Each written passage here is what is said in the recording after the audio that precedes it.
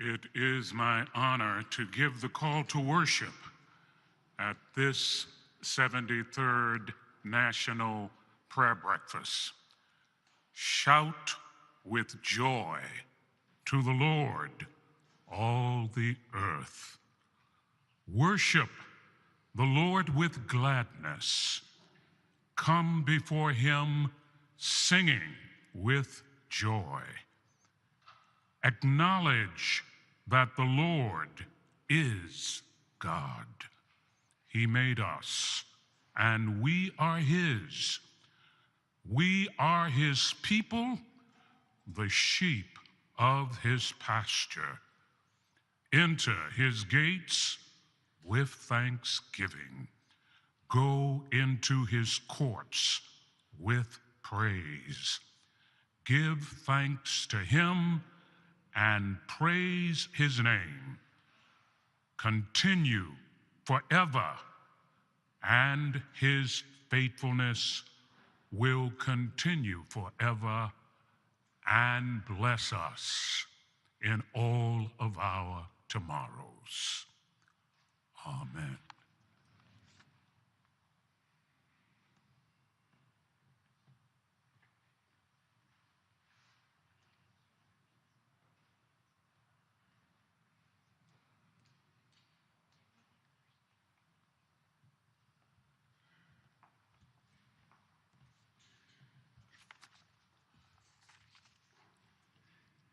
This reading is from 1 Corinthians chapter 13. If I speak in the tongues of men or of angels but do not have love, I'm only a resounding gong or a clanging cymbal. If I have the gift of prophecy and can fathom all mysteries and all knowledge, and if I have a faith that can move mountains but do not have love, I am nothing. I give all that I possess to the poor and give over my body to hardship that I may boast, but do not have love, I gain nothing. Love is patient, love is kind. It does not envy. It does not boast. It is not proud. It does not dishonor others. It is not self-seeking. It is not easily angered. It keeps no record of wrongs. Love does not delight in evil, but rejoices with the truth. It always protects, always trusts, always hopes, always perseveres. Love never fails. Where there are prophecies, they will cease. Where there are tongues, they will be stilled. Where there is knowledge, it will pass away. For we know in part, and we prophesy in part, but when completeness comes, what is in part disappears. When I was a child, I talked like a child, I thought like a child, I reasoned like a child. When I became an adult, I put the ways of childhood behind me.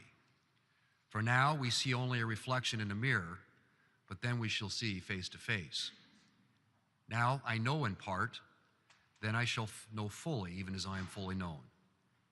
And now these three remain: faith, hope, and love. But the greatest of these is love. Join me in. Lord, teach us to love as you have loved us. May we reflect your patience, kindness, and truth in all we do. Help us to embody faith, hope, and love, remembering that the greatest of these is love. Amen.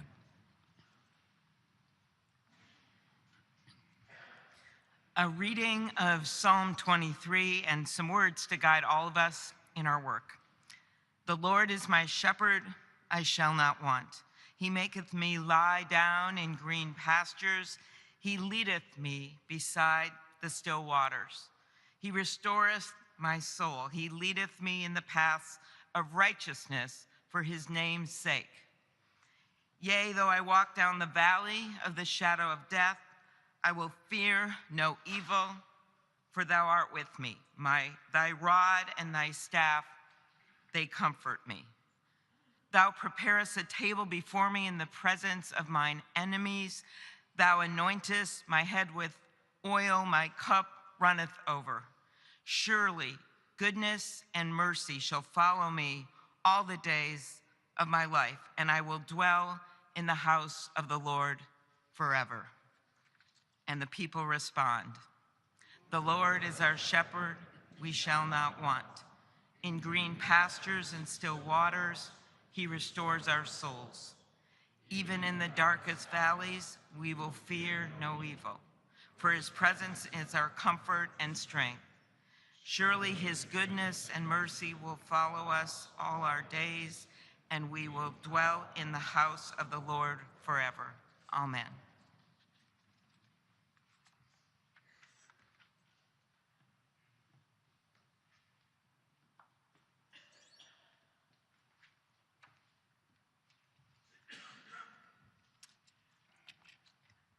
Thank you. It's always a distinct privilege and joy to hear the Naval Academy Glee Club and the Marine Corps Band.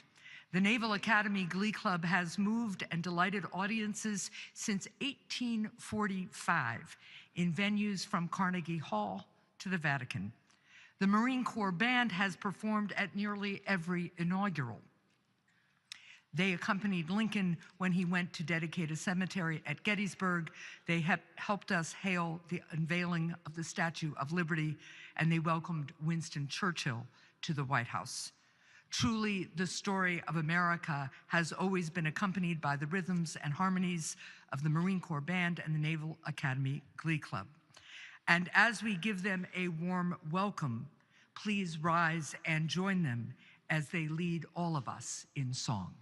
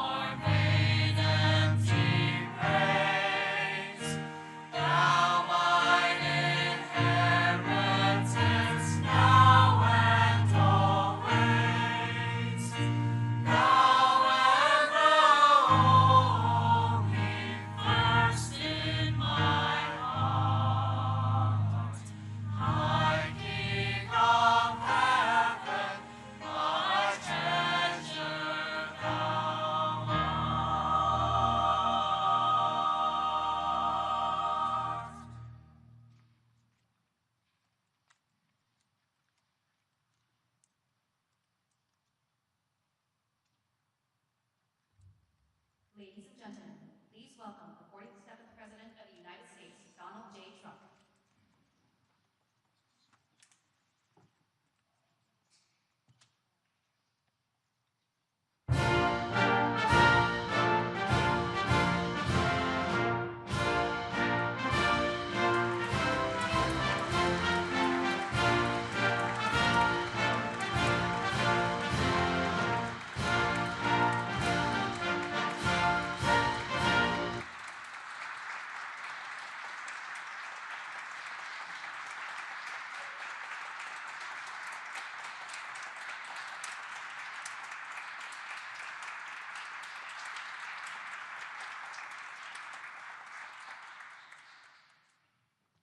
Thank you very much. This is very beautiful, I must say. This is a beautiful place. And our country is starting to do very well again. It's happening fast, a little faster than people thought. Thank you especially to Senator Marshall for the beautiful introduction. Appreciate it very much. Thank you. Great senator you are. I also want to thank a friend and a man of profound faith and tremendous patriotism who's also become a great friend. You become much friendlier when you have a majority of 2 or 3 or 4. Could even be 5 pretty soon. But for a little while it was 1. And that's Mike Johnson, Speaker. Thank you very much, Mike, very much.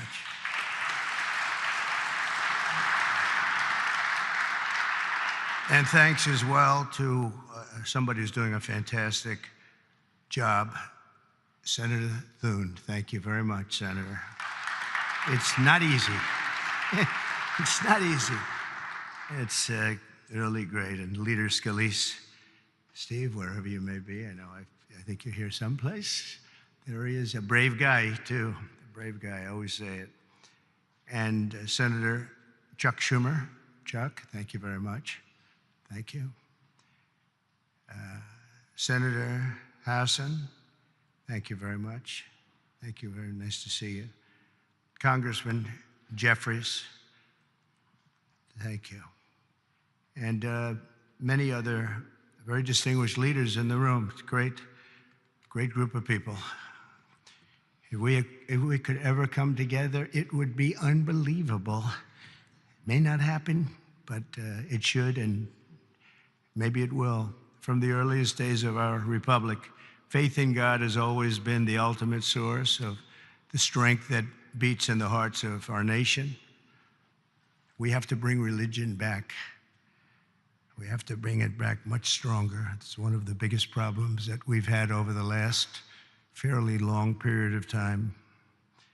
We have to bring it back. Thomas Jefferson himself once attended Sunday services held in the old House chamber on the very ground where I stand today. So there could be nothing more beautiful than for us to gather in this majestic place. It is majestic, and reaffirm that America is and will always be one nation under God. At every stage of the American story, our country has drawn hope and courage and inspiration from our trust in the Almighty. Deep in the soul of every patriot is the knowledge that God has a special plan and a glorious mission for America. And that plan is going to happen. It's going to happen. I hope it happens sooner rather than later. It's going to happen. And it's His hand that guides us every single step of the way. And all of you and the things we have to do is to see the defining role that faith and prayer have played in the life of our nation. And you just have to look at this building, and you can look at each other. You can really look at each other. It's defined almost everyone in this room. I think faith has been very strong with the people in this room. Just steps away from here in the Hall of Columns is the statue of John Winthrop, who famously proclaimed that America would stand as a city upon a hill, a light to all nations, with the eyes of all people upon us. Today, almost 400 years after that famous sermon, we see that with the Lord's help, the city stands taller and shines brighter than ever before, or at least it soon will.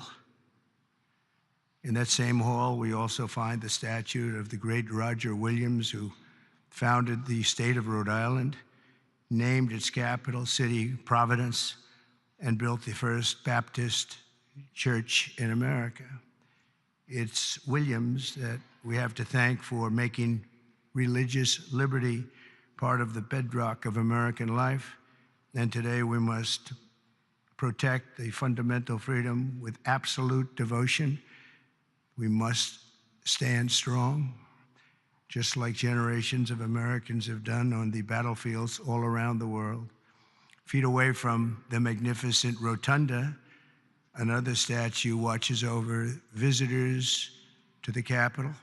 George Washington, the founder of our country, often called for Americans to join together in prayer very often. And more than 2 centuries later, this morning, we heed President Washington's wisdom and follow in his mighty footsteps. He was a strong man and of great religious strength. The stories of legends like Washington, Winthrop, and Williams remind us that without faith in God, there would be no American story.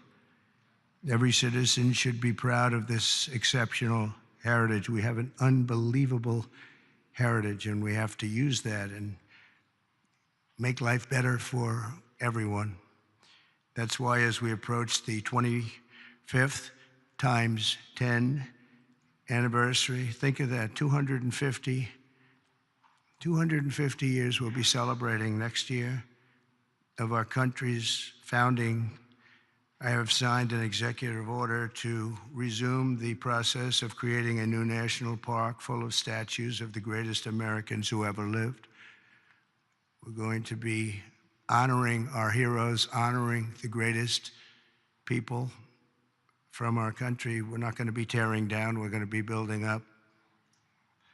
It would be called the National Garden of American Heroes. Some of you will be on that soon-to-be hallowed ground. Some of you, let's see, I can pick a few of you right now by looking. Because there's a couple of you right now I can see. Let's see. It's the president's sole opinion. And I've given myself a 25-year period. And then somebody else. By that time, it'll be very, very built up. No, it will be something very special. And I hope that Congress will fully fund this wonderfully unifying project at the first possible opportunity. It's not going to be a lot of money. It's going to be very important, however, so that more of our people can be inspired by the faith and courage of patriots like those who we honor in these halls. One of the incredible Americans whose memory my order will celebrate is also recognized with a statue in the Capitol representing the great state of North Carolina. And that's a man known who everybody loved, Reverend Billy Graham. He was something. My father used to take me to watch the Crusades. He would take me to Yankee Stadium. I remember it so well. I remember it more than I remember any Yankee game, and I've seen a lot of Yankee games. Can you believe it? And Billy didn't have a bat, so, you know, it was pretty good. It was amazing. You'd have 60 or 70,000 people, and they loved him. They loved him. I saw him with Franklin. I don't know if Franklin's here. I just don't know, but I've gotten to know Franklin. He's done a great job with helping on tragedies and problems like in North Carolina, California. He's always the first one there. The work he does is, his father's very proud of him, I can tell you that. But Billy Graham was very special. One floor below us, Reverend Graham's statue stands with an open Bible. The page turned to a letter from the Apostle Paul, which reads, "Let us not grow weary of doing good, for in due season we will reap if we do not give up." Never give up. Never, ever give up. You can't. How about me? If I would have given up, I would not be here right now. Who the hell knows where I'd be? It might not be a good place. If it was up to the Democrats, it would not be a good place at all. Never, ever give up. There could be no better message for the leaders gathered here, and you are real leaders. And we must never give up, and we must never grow tired. We must never grow weary, and we always must practice good. As you know, last week, only a few miles from here, our nation witnessed a terrible tragedy when 67 people were killed in a horrible accident near Reagan Airport. As one nation, we take solace in the knowledge that their journey that night did not end in the icy waters of the Potomac, but in the warm embrace of a very loving God. None of us knows exactly when our time on earth will be over. You never know. A truth I confronted a few short months ago when there was an incident it was not fun. It was not a good thing. But God was watching me. The chances of me being here, my sons are shooters. They're really good shooters, Don and Eric. And they said the chances of missing from that range with that gun are, but Don equated it to a 1-foot putt. That's pretty bad. 2 feet I can see missing, but 1 foot you can't miss. It was the equivalent of a 1-foot putt is what he told me. He said, in fact, he gained some religion. He went up 25%. And if you know him, that's a lot. But he said there had to be somebody that saved you, and I think I know who it is. And he looked up and I said, "Whoa, Don, you've come a long way." He's a good guy, but my 2 sons just really couldn't believe it. Had I not turned that right turn just at that time, and the audience, 55,000 people standing this way, there were just a few people in the back on the bleachers. There was nobody over there except for my all-time favorite chart in history, a chart on immigration. Immigration saved my life, see? So we're going to be good for immigration, okay? But had I not made that turn, boom, and quickly, it was almost as though a deer bolted. You know, they say the only way you miss when you're a good shot is if it bolts. I bolted. I turned to the right to look at the chart, and I said, wow, what was that? What was that? So you never know, but God did that. I mean, it had to be. The chances of turning, there's no reason to turn to the right. You know, the chart is rarely brought down. I brought it down maybe 20%, and 20% of the time. And it's never on my right, it's always on my left. And it's always at the end of the speech, never the beginning of the speech. And if I was a little more than that 90-degree angle, it would be no good. And if I was a little less, it would be no good. It had to be perfect. The thing went right along the edge. It didn't affect my hair. Can you believe that? Might have touched it, but not where it counts. Not the skin part. But honestly, it's a mirror. It changed something in me. I feel even stronger. I believed in God, but I feel much more strongly about it. Something happened. So, thank you. Thank you. But that event, like the tragedy last week, should remind us all that we have to make the most out of every single day that we have. Who would think that you're in space and 2 things collide? The odds of that happening are so small, even without proper control. We should have had the proper control. We should have had better equipment. We don't. We have obsolete equipment. They were understaffed for whatever reason. I guess the helicopter was high, and we'll find out exactly what happened. But the odds, even if you had nothing, if you had nobody, the odds of that happening are extremely small. It's like, did you ever see, you go to a driving range in golf and you're hitting balls, hundreds of balls, thousands of hours. I never see a ball hit another ball. Balls going up all over the place. You never see them hit. It was amazing that could happen. There was a lot of mistakes made, and it should have never happened. But regardless of that, it's amazing that it happened. And I think that's going to be used for good. I think what is going to happen is we're all going to sit down and do a great computerized system for our control towers, brand new, not pieced together, obsolete like it is land-based, trying to hook up a land-based system to a satellite system.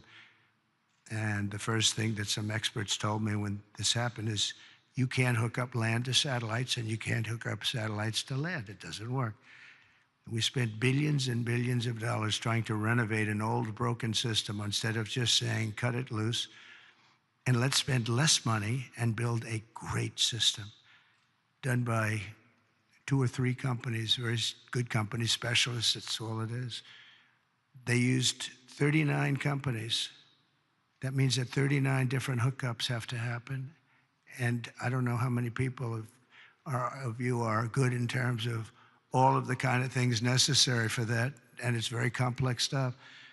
But when you have 39 different companies working on hooking up, different cities had different people, you need one company with one set of equipment. And there are some countries that have unbelievable air controller systems, and bells would have gone off when that helicopter literally even hit the same height, because it traveled a long distance before it hit. It was just wouldn't stop. It was, follow the line. But bells and whistles would have gone off. They have them where it actually could virtually turn the thing around. It would have just never happened if we had the right equipment.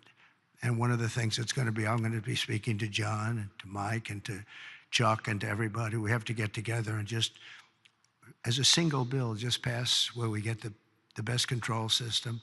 When I land in my plane, privately, I use a system from another country because my captain tells me, I'm landing in New York and I'm using a system. I won't tell you what country, but I use a system from another country because the captain says this thing is so bad, it's so obsolete, and we can't have that. So we're going to have the best system, and a lot of money, but it's not that much money.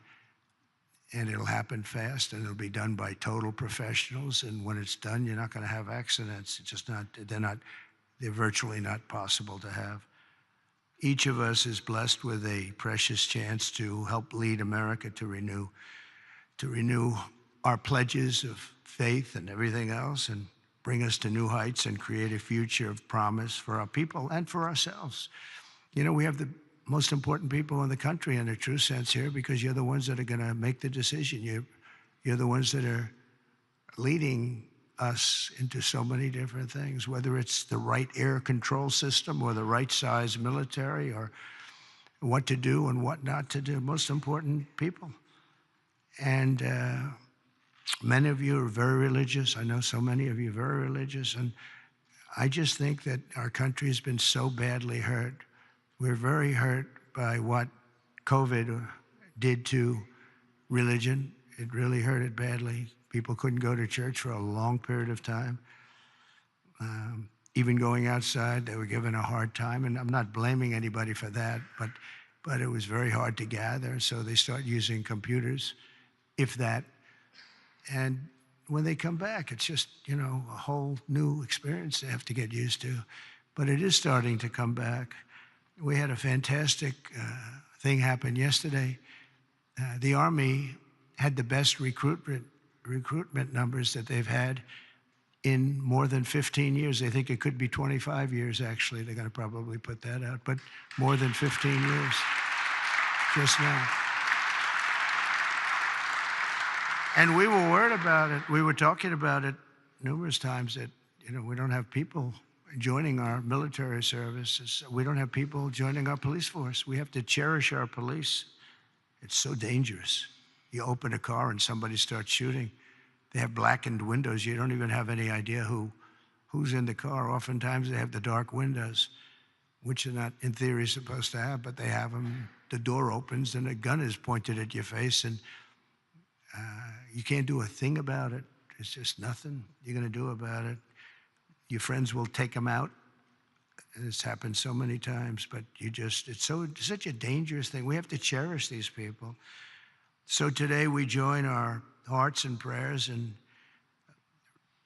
recommitting to putting our country first. We have to put our country first, making America stronger and greater and more exceptional than ever before. And we have to make religion a much more important factor now. We have to make it an important factor. And if we do that, our job is just going to be much easier. It unifies people. It brings people together. Democrats are going to be able to have lunch again and dinner with Republicans. And I remember just as growing up, I'd see, I revered senators and congressmen or something very special, but they were out to dinner all the time. We had an old congressman, maybe some of Cy Halpern from Queens, and he was a friend of my father. But he'd have dinner he was a Democrat, he'd have dinner with Republicans, and he'd be out. It wouldn't even make a difference. Today, it's like shocking. And it shouldn't be. You have to get together. We really have to get together. We all know what's right and what's wrong, and there's going to be compromise on both sides. But we have to just do the right thing, and we have to get together. You did it with Marco Rubio. You got everybody who was 99 votes, and the only vote was our VP, who maybe we should have been there just to make it 100. But I think I would have been angered if it was 100. That might be a step too far, right? But no, it was great to see a vote. Pam Bondi had support from Democrats, and some of the others had some pretty good support. So, you know, it's doable. We had a recent bill having to do with a very beautiful young lady who was killed from Georgia. And that bill was very bipartisan. It was a very beautiful thing to watch, actually. And so I think we just have to, if possible, we have to unify. There's big division. I mean, some people want an open border and some people want a closed border. We want it closed and they want it open. And that's a big difference. How do you solve that problem? It's a big difference. Some people want men and women's sports and some people don't. And I was with somebody yesterday who was so upset that the bill was signed where men cannot participate in women's sports. And I said, he's a very smart guy, went to a great school, was a great student, and he actually feels, you know, that should happen. Men should be able to play, meaning transition into women's sports. And you talk to him and it says, you know, I don't understand it. I don't understand how the problem ever got started in the first place. It just seems so simple. But he's a good person and just believes it. He just believes it. Not going to be easy to convince him otherwise. So where is a middle ground? It's hard to have a middle ground. There's two ways. I mean, you can either do it or you can't. But I think a lot of good things are going to happen. You know, a lot of people might be surprised to hear me say that, of all people, but I think a lot of good things are going to happen because our country's got some big headaches, but we have tremendous spirit right now. The spirit is as high as it's been. It was up 49 points this morning. 49 points. It's the biggest increase in the history of whatever the poll was. So the spirit is there. That's a big factor. That's probably the hardest thing to get back, to be honest. The rest is easy. The rest is easy. So I want to just thank you all. I want to congratulate a lot of the new members. I see so many of you that ran great races, David. That was a great race. But so many that ran great races. And on both sides, you ran some incredible races, so it's good to be with you. And God bless everybody. We want to come together, and the happiest, the person, the element, the everything that's going to be happy. People of religion are going to be happy again. And I really believe you can't be happy without religion, without that belief. I really believe it. I just don't see how you can be. So let's bring religion back. Let's bring God back into our lives. Thank you all very much. Thank you very much. Great honor. Thank you.